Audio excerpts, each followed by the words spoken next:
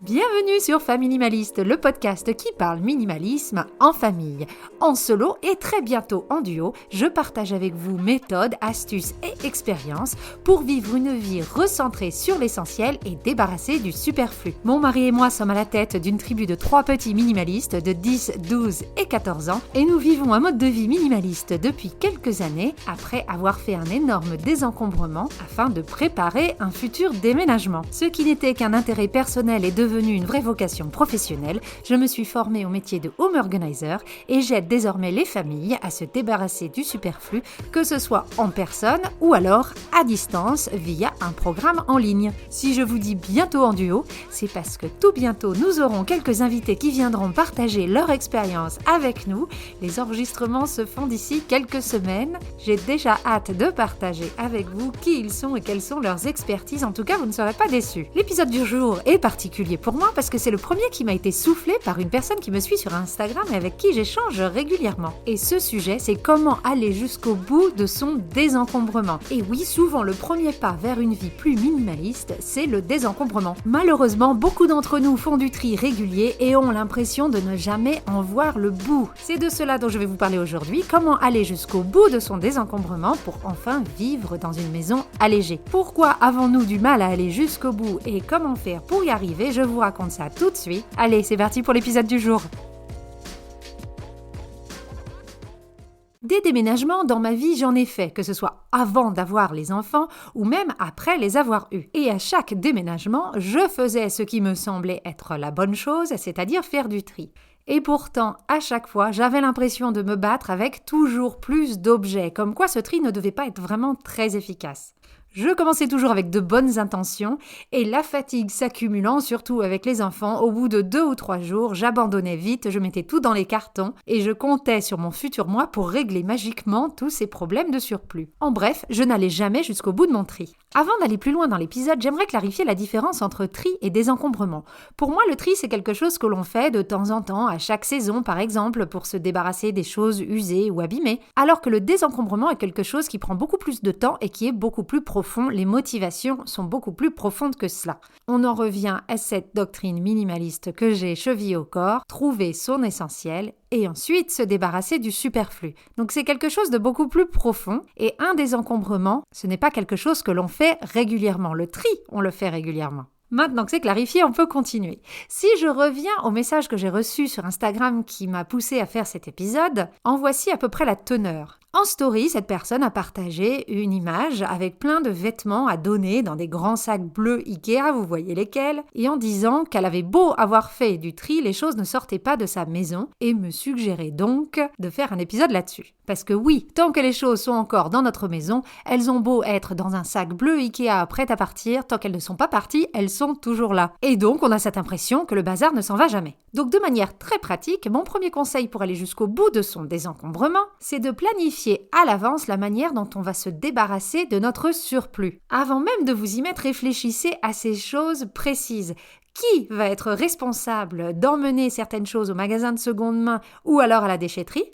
Et surtout, quel jour? Dans l'idée, si vous pouvez faire votre désencombrement un jour où les magasins et les déchetteries sont toujours ouvertes, là c'est l'idéal. Parce que le danger, c'est que ces choses-là traînent trop longtemps dans votre entrée ou dans le coffre de votre voiture et tant que les choses ne sont pas sorties, elles sont au risque de revenir, on appelle ça l'effet rebond. Et bien trop souvent, c'est quelque chose que je vois chez mes clients et que j'ai pu observer chez moi également. On a eu du mal à prendre certaines décisions et puis au bout de 2-3 jours, quand on voit toujours cet objet qui dépasse du sac, on se dit « Oh, ça fera pas de mal si je garde juste 1 ou 2 choses en plus ». Et là, c'est l'engrenage et on défait tout le travail qu'on avait fait avant, ou en tout cas une grande partie. Donc la planification avant le tri, c'est la clé. Une des autres raisons pour lesquelles on ne va pas jusqu'au bout, c'est le manque d'énergie. Comme je l'ai dit juste avant, trier pendant un déménagement, c'est bien sympa, mais les déménagements sont rarement des moments de relaxation ultime dans notre vie. Généralement, on est rincé. Et quand on est à bout de souffle, eh bien, on baisse les bras et on ne va pas jusqu'au bout. Il est donc important de choisir un moment où on a justement de l'énergie et du temps devant nous. Se mettre à trier 3 jours avant un déménagement, on oublie tout de suite.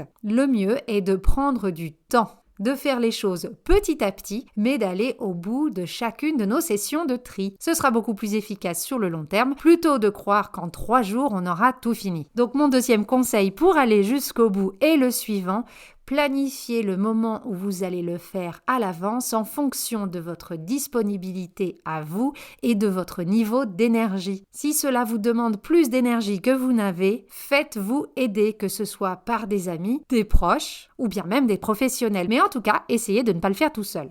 Si vous n'avez pas le temps ou l'énergie de faire de gros tri, par exemple si vous travaillez, que vous avez des enfants en bas âge, ou alors vous souffrez de fatigue chronique ou de toute autre maladie chronique, ou de problèmes de concentration, je recommande de faire le tri dans le temps, c'est-à-dire un petit peu chaque jour ou chaque semaine. J'étais d'ailleurs dans cette position-là lorsque nous avons fait notre grand désencombrement il y a quelques années. Je travaillais à temps plein, les enfants étaient encore assez jeunes. Mon mari aussi travaillait à temps plein, mais étant de nature assez impatiente, je ne voulais pas juste attendre le week-end pour faire ça. Et puis le week-end, on avait les enfants dans les pattes et malheureusement pas de proches ou d'amis qui pouvaient nous les garder parce qu'on habitait à l'autre bout de la planète. Donc on a décidé de prendre notre temps et on en faisait un petit peu tous les jours. Alors oui, le problème quand on en fait un petit peu tous les jours, c'est qu'on peut avoir l'impression que les choses n'avancent pas et qu'on n'en verra jamais le bout, ce qui m'amène à mon prochain conseil. Cette notion de découragement est très compréhensible. Il n'est pas facile du tout de garder sa motivation sur plusieurs semaines, surtout quand on voit les sacs qui s'accumulent. C'est en ça d'ailleurs, petite parenthèse, que la fameuse méthode de Marie Kondo est assez difficile à mettre en place. C'est la première méthode que j'ai utilisée et je peux vous dire par expérience qu'elle est sacrément intense. Parce qu'en fait, au lieu de vous recommander de faire les choses pièce par pièce, elle vous recommande de faire les objets catégorie par catégorie. Donc par exemple, tout le textile d'un coup, ensuite tous les papiers, etc., etc. Donc on commence des chantiers un petit peu partout dans la maison en simultané. Et si vous avez des enfants, commencer des chantiers en simultané dans toutes les pièces, c'est vite invivable. Surtout si le niveau d'encombrement de la maison est assez haut. C'est d'ailleurs pour cela qu'il y a des home organizers qui se spécialisent dans la technique Marie Kondo. C'est quelque chose dans lequel je recommande de se faire accompagner si on a envie de suivre la méthode. Elle a ses bénéfices, j'aime beaucoup la philosophie qui se trouve derrière et je vous invite d'ailleurs à lire son livre La magie du rangement, mais ce n'est pas une méthode qui, moi, pour l'avoir fait, me satisfait entièrement. Je trouve qu'il y a des manières beaucoup plus faciles de faire. Donc le plus gros ennemi du désencombrement, c'est la perte de motivation. Et pour ça, il n'y a à mes yeux et en mon expérience qu'une seule solution, que la motivation soit assez forte, en tout cas plus forte que la fatigue ou la lassitude que l'on pourrait ressentir. Si vous avez envie d'avoir un mode de vie minimaliste basé sur l'essentiel et débarrassé du superflu, il faut que vous vous demandiez pourquoi vous le faites. Est-ce pour vous simplifier le quotidien? Est-ce parce que vous voulez consommer moins par rapport à vos opinions politiques ou autres, voire même à votre situation financière, pour être très pragmatique? Est-ce que vous en avez marre de vous occuper de votre maison et d'être la seule à pouvoir s'occuper de la maison car il y a des choses partout et du coup c'est plus difficile pour les enfants de s'y mettre? Bref, quelle est votre motivation profonde? Si vous avez juste envie d'être minimaliste parce que vous trouvez les intérieurs jolis, ça ne suffira pas. Si vous voulez juste faire du tri pour faire de la place sans vous demander ce que vous feriez de toute cette place, ça ne suffira pas non plus. Au moment de notre désencombrement, nous avions une double motivation. La première, c'était de préparer ce fameux déménagement qui allait venir quelques années après.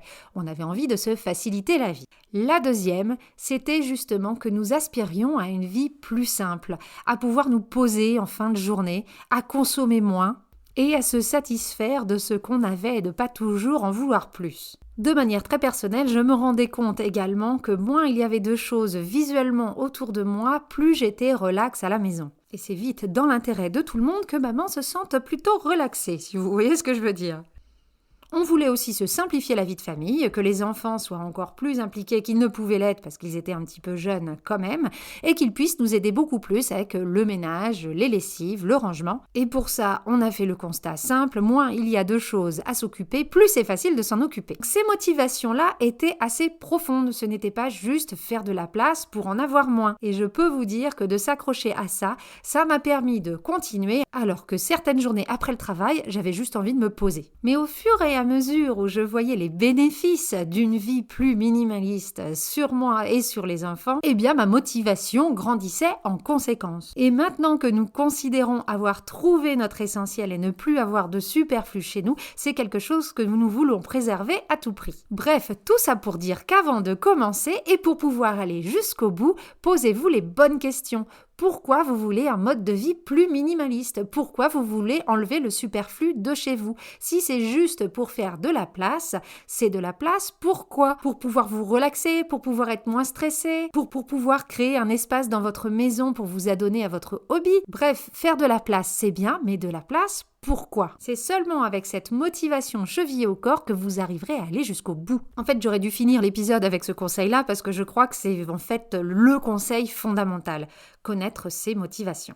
Alors pour revenir sur quelque chose de beaucoup plus pragmatique, une des choses qui nous décourage, et j'y ai fait allusion un peu avant quand j'ai parlé de la méthode Marie Kondo, c'est qu'on commence des chantiers un petit peu partout dans la maison, résultat on vit dans le bazar permanent. Là le conseil, il est simple, faites une pièce à la fois. Et même mieux que cela, faites un meuble à la fois. Et même mieux que cela encore, faites une étagère à la fois. On divise sa pièce en zones et on fait chaque zone petit à petit, de haut en bas, tiroir par tiroir, étagère par étagère. Si vous avez une salle ou un endroit où vous pouvez mettre directement tout ce qui doit sortir de la maison, si vous êtes dans l'incapacité de l'emmener tout de suite à la déchetterie ou ailleurs, faites-le également. Ça vous permet de ne pas avoir le bazar sous les yeux. Mais attention, il va falloir que ça sorte tout cela, hein. Donc on planifie l'évacuation. Mais allez-y petit à petit. Ce sera beaucoup moins décourageant. Une autre chose qui peut vous aider également, c'est de vous concentrer sur ce que vous avez fait et non ce qu'il vous reste à faire. En fonction de l'état de votre maison, il peut en effet avoir des semaines et des semaines de travail qui vous attendent. Donc ma petite astuce, là encore très pragmatique, prenez des photos des sacs poubelles ou des sacs de dons qui sortent de chez vous. Parce que oui, c'est joli les avant-après, mais entre le avant et le après, il peut se passer plusieurs semaines, voire plus. Et on peut ne pas se rendre compte de tout le travail qu'on a accompli. Et enfin, mon dernier conseil qui lui aussi est très pragmatique, c'est ce qui concerne les ventes en ligne. Lorsque l'on désencombre, on a tendance à vouloir vendre énormément de choses. On se dit que nos objets auront de la valeur. Alors déjà non, il y a très peu de choses au final qui ont de la valeur chez nous. Et en tout cas, elles ont toujours moins de valeur que ce que l'on croit. Beaucoup de gens s'accrochent à leurs objets et ne les font pas sortir de la maison parce qu'ils veulent prendre le temps de les vendre. Si c'est votre cas, soyez très strict et fixez-vous des règles. Par exemple, vous vous donnez une semaine ou un mois pour que les choses se vendent. Et si ce n'est pas le cas, à ce moment-là, vous les donnez. Ce que je fais quand j'ai quelque chose à vendre, on a eu un jeu vidéo à vendre d'ailleurs la semaine dernière, c'est un exemple assez récent, je le mets en ligne sur Marketplace. Si au bout d'une semaine il n'est pas vendu, je baisse le prix et si au bout d'une semaine il n'est toujours pas vendu, je le donne. Pour cet exemple précis, j'ai baissé le prix une fois et j'ai réussi à le vendre dans la foulée. Mais mettre beaucoup d'objets en ligne, ça prend un temps et une énergie de dingue. Comptez à peu près 1 heure par objet ou par lot. Et tant que les choses sont toujours chez nous, on ne peut pas dire qu'on s'en soit débarrassé. Je conseille donc toujours à mes clients de donner plutôt que de vendre. Ça permet de se soulager beaucoup plus rapidement et ça fait des heureux. Donc voilà pour ma série de conseils pour aller jusqu'au bout de votre désencombrement et pouvoir commencer à vivre une vie plus minimaliste. J'espère qu'ils vous auront plu. Ne vous inquiétez pas, tout est récapitulé dans la fiche méthode de l'épisode. Vous trouverez le lien en description. Et s'il y a une seule chose à se souvenir, c'est bien ce conseil-là. Trouvez votre motivation profonde et cela vous aidera à tenir sur la longueur. C'est fini pour l'épisode du jour. Merci de l'avoir écouté jusqu'au bout. S'il vous a plu et si vous appréciez ce podcast, merci de me soutenir en mettant des bonnes notes, des cœurs et des étoiles sur vos plateformes d'écoute. Plus il y aura de bonnes notes, plus le podcast est facile à trouver et mieux référencé. Vous trouverez en description de l'épisode, en plus du lien pour la fiche méthode, les différentes manières dont vous pouvez rentrer en contact avec moi, que ce soit par email ou par Instagram, sur la page de Famille Minimaliste ou sur ma page professionnelle famille.o.suisse. Vous pouvez aussi vous abonner à ma newsletter, une newsletter facile à lire tous les vendredis matins avec 2 astuces pour vous aider à vous libérer du superflu et également impliquer les enfants un petit peu plus dans la gestion de la maison. Le lien d'inscription est également en description. Je vous dis à la semaine prochaine pour un nouvel épisode et en attendant, n'oubliez pas, vivre avec moins, c'est vivre avec mieux.